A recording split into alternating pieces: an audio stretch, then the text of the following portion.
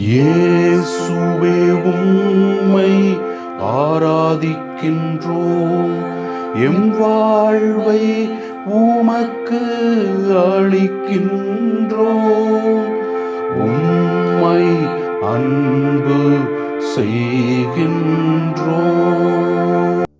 இன்று மே மாதம் 1 தேதி. உலகம் முழுவதும் தொழிலாளர்கள் தினவிழாவை சிறப்பிக்கின்றோம்.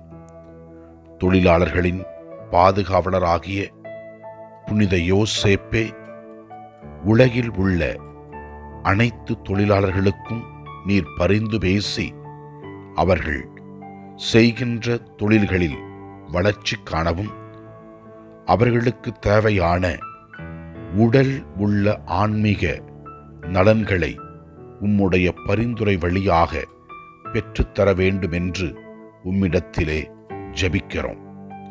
முதல் வாசகத்திலே நாம் பார்க்கிறோம், இயேசுவை கடவுள் உயிர்த்தெழச் செய்து தமது வாக்குறுதியை நிறைவேற்றினார் என்று கூறுகிறது.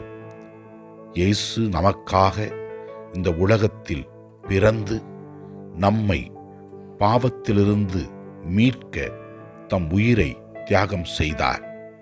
இறைவன் அவரை உயிர்த்தெழச் செய்தார். இயேசுவில் நாம் நம்பிக்கை கொண்டு நல்வாழ்க்கை வாழும் பொழுது நாமும் உயிர்த்தெழுவோம் என்பதை விளக்குகிறது. நற்செய்தி வாசகத்திலே நாம் பார்க்கிறோம், இயேசு கிறிஸ்துவின் ஞானத்தை கண்டு மக்கள் வியந்தார்கள். ஆனால் அவர் தச்சனின் மகன் அல்லவா என்று நினைத்தார்கள். ஆண்டவர் இயேசு ஞானம் நிறைந்தவராக நல்ல செயல்களை செய்தார்.